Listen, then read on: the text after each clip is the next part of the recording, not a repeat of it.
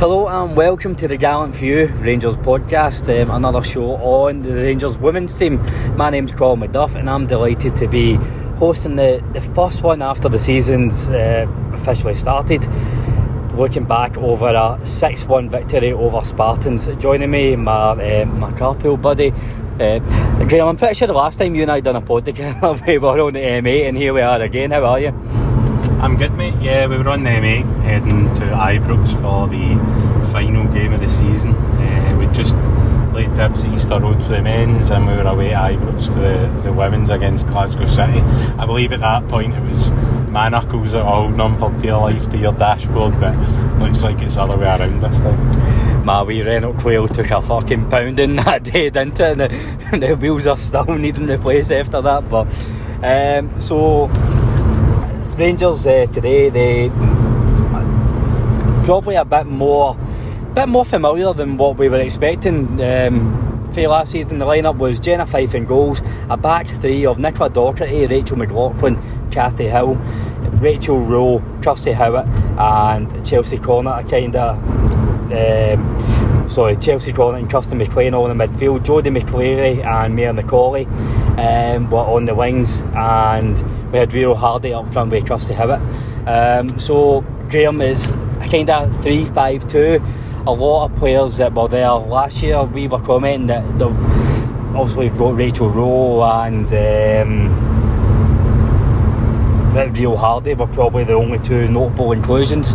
But any surprises with the lineup for yourself?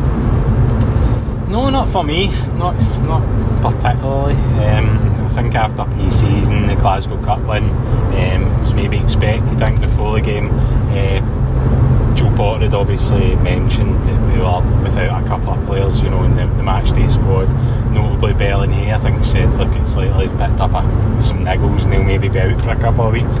So immediately, two big losses, two players who've had really good pre-seasons. But in terms of the lineup itself, I wouldn't say any surprises, and for really what I would expect to see, to be honest. Thought for the get-go, Rangers were relentless. They got the first goal early on, and it was a lovely cross ball. I think it was maybe I'm told we call her Kirsten McLean.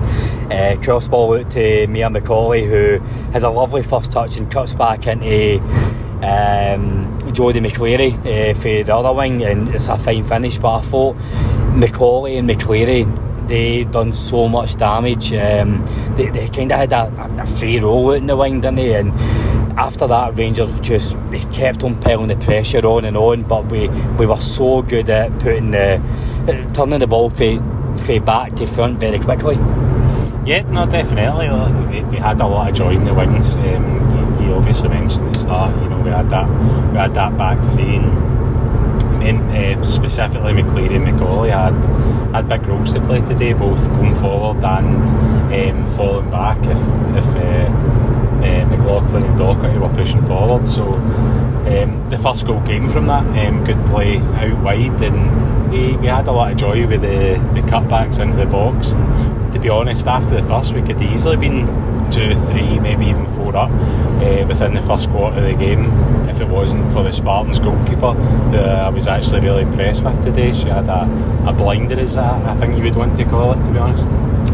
I can't emphasise enough. At this point it was 1-7 if it wasn't for the Spartans goalkeeper. And again, I think I said to you that we need to get the second, because you can't keep that momentum up for the full game. But we did get the second in the first half. Was it Chelsea Cornet's first goal? It's hard to remember the order, but basically the goal scorers were Jodie McCleary got 2, Chelsea Cornet got 2, Laura Berry and Kirsty Howat were all the goal scorers. But Rangers go in 2-0.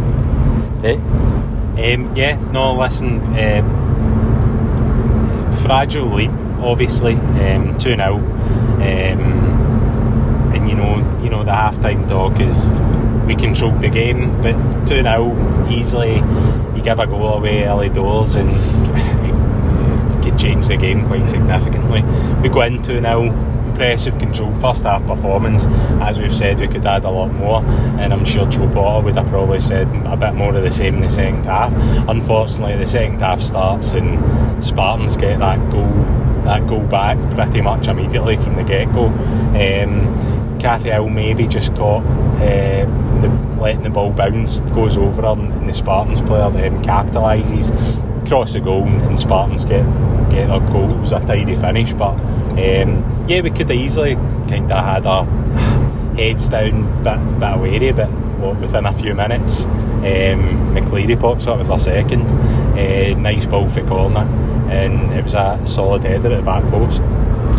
I did think at the start of the first half, maybe that 5 minutes or so was probably Spartan's best period of the game. We've seen Jenna Fife look a wee bit dodgy with possession. I think she didn't really give it a go away, to be fair. I think it was maybe a bit of complacency for Rangers, as well as Spartans have a rocket up their arse, which you always kind of expect at half time, that a team going in 2-0 down, that you expect them always to have a decent spell. But as you say, Rangers responded in the best manner when Spartans wrote their goal back. Jodie McCleary, what was your thoughts on Jodie McCleary? Obviously the easy comparison is Emma Watson, who played in the left wing last year. She moved on after winning Young Player of the Year. Jodie McCleary, probably a bit part player last year. I thought she arguably the best player in the park today. Easy, look, as I said earlier as well, she had a big role with that back three. You need to be up and down that line, and she did that phenomenally, tracking back. But look, obviously it's an attacking prowess. She's great in the ball, she's got superb skill, and she could have easily had 4, maybe pushing 5 goals today if it wasn't for some last minute defending from Spartans. So she was excellent. I think she was easily, between maybe her and Cornet, our best players today, and she's extremely promising. And look, we've spoke about it, but I think for our team specifically, for Rangers, we out of the top 3 teams certainly in our league, I do feel like there's a better pathway for our youth coming through, and you can see that by finishing with Jordan, Berry, McCleary and Hinnie on the park. So it's great for our youth, and again for Berry to get her first goal today, that's amazing. And the interview we'll hear from Potter that we got, she stated that, and rightfully so. Give her the world of confidence to get her first goal for Rangers, and just a really promising day for our youth. It really is. And we were speaking through the game where last year I probably felt that we were relying on the youth more than I would have liked, and probably too much, and that's how we didn't. I think it was a lack of experience. We didn't see the games out, but we do still have a lot of young players. Jo Potter, I think that's a big reason why we've got her in, and Jay Bradford as well. They do have experience of bringing young players through and settling them into established first team players. But I think at the same time, if you look at the players we've got who've stayed there for last year, there is a lot of experience. 2 players I do want to ask you about, Nicola Docherty and Rachel McLaughlin, probably more recognised as fullbacks last year, played either side of Katie Hill in the back 3. Nicola Docherty, the captain, instead of Catherine Hill. I thought both of them played really well. Docherty and McLaughlin, what was your thoughts on them doing the more centre-back role as opposed to the full-back? Yeah, it felt like a real fluid formation we've got this season, with plenty of kind of interchanging going on throughout the match. There's no doubt, look, that back 3, but they were still hugging the touchline, probably just as much as they were last season, and we were counting on our central midfielders kind of dropping back in when we were looking to push forward from Nick Dock and McLaughlin. So look, I think we spoke to Joe Potter about it as well, and just saying how close we are to the way she wants to play, and you can see that intensity, that purpose we're playing with. It's a completely different formation, it's a completely different setup, but with largely, as we've spoke on, the same players as last season. I'm really excited about going forward, and Joe Potter says we're closer than she thought we would be in terms of how she wants Rangers to play. So there's still more to come from us, and I think we're going to grow into the season, and we've got that mix of youth and experience, and Docherty and McLaughlin are two of our more experienced players, and I think it bodes well for the season. Just on Joe Potter's comments, obviously we had maybe 2 or 3 minutes with her after the game, so I'll add this on to the end of the podcast, folks, if you want to hear what she had to say to me and Graham. But Graham, probably the next player I want to come to, probably the last player, the Garden Fuse Player of the Year last year for the women's team, Kirsty Howett, popped up with another goal. She was involved in one of Chelsea Cornet's goal. Am I correct? Was it no Kirsty Howett that got the goal? Well, she definitely got an assist for Chelsea Cornet's goal. Apologies. It was interesting to see her play that front three with, I don't know if I want to say it's a front three, her and Hardy kind of pressing up top. Rachel Rowe was kind of giving free rein to jump in between the midfield and the attack. I thought Kirsty Howett had a decent enough game, but I think it'll be good that we're not relying on her as much as we did last year. When Jane Ross got injured and Kirsty Howett came back from injury, she was probably the only real goal threat. I think her forming a partnership with Rio Hardy up front, I think once they do really gel, and we've got Jane Ross to come back too, I think that'll be quite a lot of firepower we've got up front. Listen, absolutely. Forward line's looking really promising. We know that goals were the potential issue last season. We've still got Ross to come back. Megan Bell's been in really blistering form in pre-season.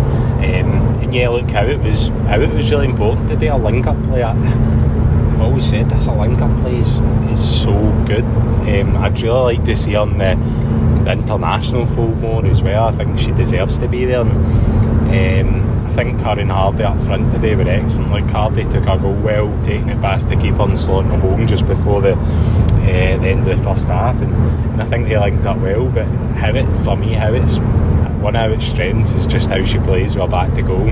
I think we saw a lot more of that today. She could have walked off with a goal to her name after an absolute screamer of a hit from about 25 yards. It rattled off the bar, but no, she's one of my favourite players, and she'll be huge for us this season. So that'll probably do us for now. Just a very quick thank you for Spartans. Thank you to Spartans, sorry, for putting us up, allowing us access to the game and getting to speak to Joe Potter afterwards as well. It's always good when clubs are supportive of fan media. We'll be back with you next week with the more women's coverage, hopefully speaking about a convincing win over Aberdeen at Broadwood, and we should be able to speak to Joe Potter again next week. But Graham, before we finish up, just confirm to us, who is your woman of the match for today? It's a tough one. It's a tough one. We had two players going for a hat-trick, but for me it's McCleary. I think definitely one of our more promising talents. I'm really excited about her for this season, and I thought she was superb today. So yeah, Jodie McCleary for me. As good as Chelsea Cornet was today, I think she is just picked way McCleary. I think I'm going to agree with you there. Again, just that left wing, she really did dominate it. She was allowed to kind of get that free rein with Nicola Docherty just being so comfortable at the back, but she pinned the Spartans defence back time and time again. I think that right back had an absolute torrid time with McCleary, so no, good to see her get 2 goals to her name as well, so long may that continue. But thank you very much for listening, folks. Again, just after this you'll get Joe Potter's comments, and we'll be back with you again next time. Take care. I'm good, how are you? I'm good, thanks. Cheers for taking us. No worries at all. Aye, so what's your thoughts on today's game? Yeah, I was pleased. We asked the girls before we went out to start strong, to start fast. I think in a couple of the previous games we've started a little bit slower, probably allowed teams to grow into the game a little bit quicker than we'd like. So I asked them to start strong today, and a goal after 3 minutes I think really settled the nerves and settled that first game jitters a little bit that maybe some people had. But yeah, I was overall pleased.